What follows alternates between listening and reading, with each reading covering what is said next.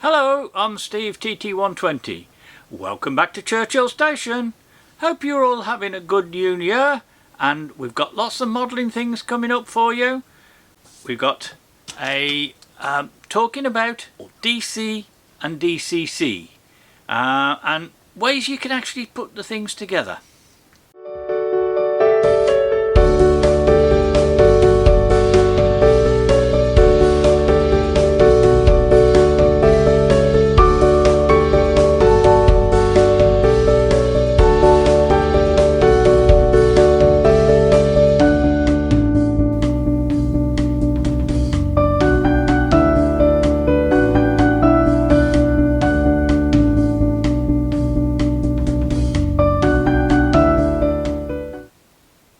With the little 08 shunter, you're not going to get a HM7000 sound coder in that.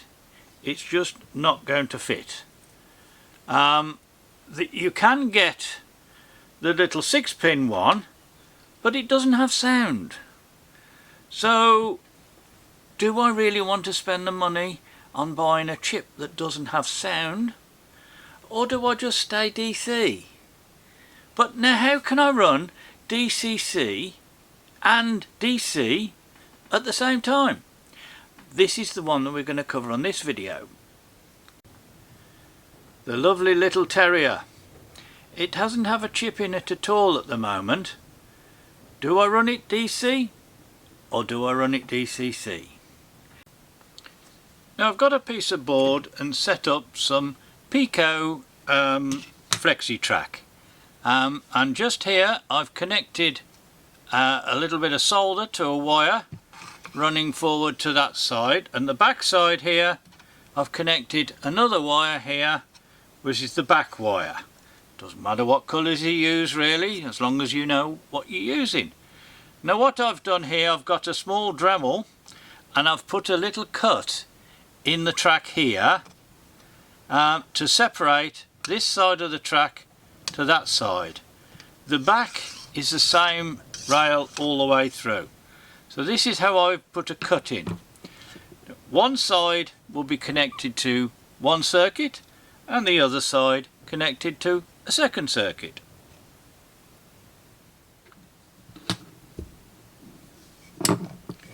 This is a little close-up of the cut which I've put into the track there. Hope you can see it.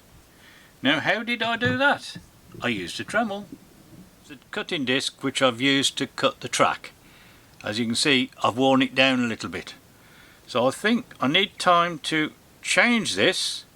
So with the little tool that comes with the Dremel, you press your button and you on the side to lock it so you can undo it.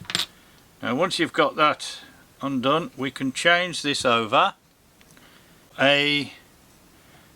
another disc. Now discs come in various thicknesses. I've got one here, I've got another one here, and I've got another one here. So let's get the rule out and measure what size they are. I've got a digital caliper gauge here. So the disc that I was using is 5.71 millimeters. This disc is 5.8.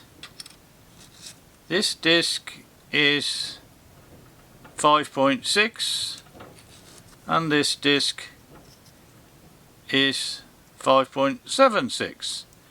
So the slightly differences, but watch out for these. These are a little different. Now they're quite thick. That's 6mm thick, 6.33. So not all discs are the same size. So the ones that I've been using is these little Dremel ones, cut off discs, contains 36 pieces, and it's number 409. Available from your local hardware store. It's a Dremel product. They're very good for cutting through these tracks.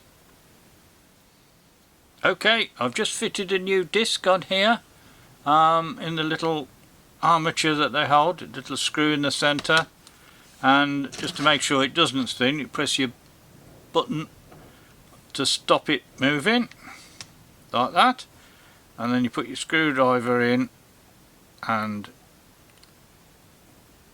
tighten it up. Doesn't have to be too tight, but at least it's not going to start moving. Now I use that to cut through the track down here. That's how I cut through the track.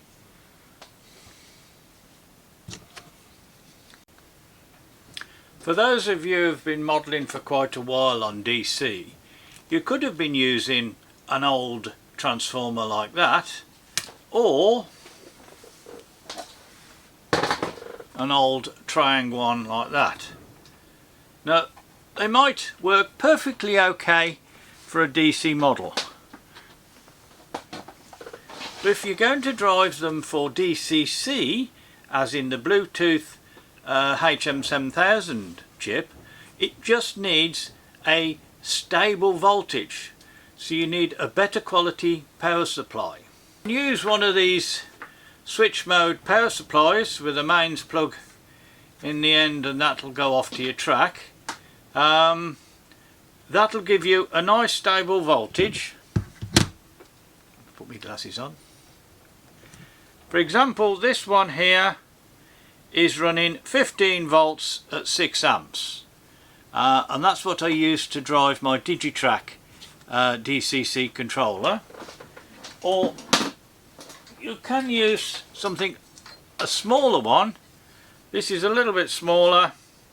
I use this for the lighting, and that is 15 volts 1 amp, but I use this one for the little lighting circuits for it.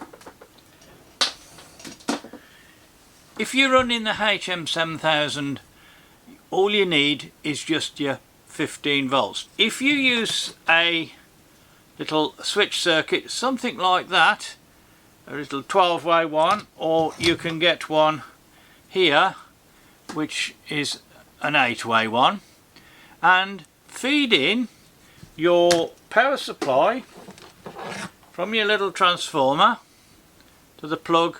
Will go straight into the side. It has a fuse there just in case you get an overload that the transformer won't auto shut off, but a lot of them do shut off. Then you can connect the wires to these terminals to each side of your track.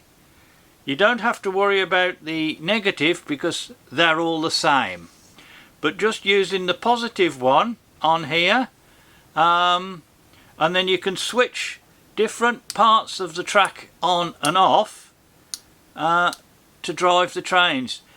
Those who are using analog or the old DC will already be using a switch system like this to create your little blocks. So if you've got the HM7000 and you plug in your transformer, you just turn them all to the on position and everything drives on the DCC.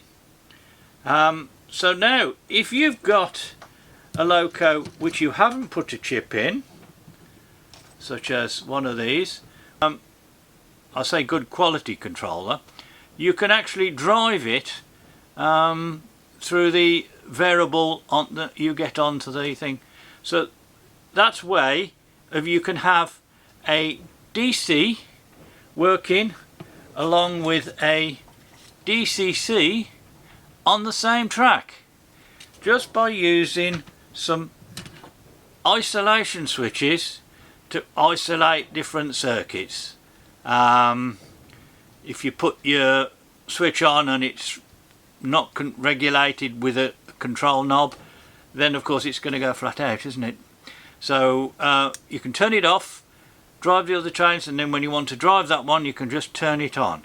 A good idea would be to colour code the switches and then put a coloured pin or something by the side of the track to say that switch belongs to that piece of the track. This is one way of getting over the problem of, do I chip these with a 6-pin Bluetooth, DCC or DC? cut your track, and then that can be DC, this can be DCC. So that'll go via a controller which will be plugged into here to run the DC side, and then if you want to go back to DCC on this side, so you're taking that off and going through, you can switch it on to a DCC circuit. You can have an 8-way or a 12-way. And the choice is yours, really. It's all. Anybody got any questions? Don't forget to put a comment, and also click the like and the subscribe, and we'll catch you on the next one. On my controller, and I've been getting this error message. Apparently you haven't subscribed yet, so please click the little box below and subscribe. Doesn't cost you anything.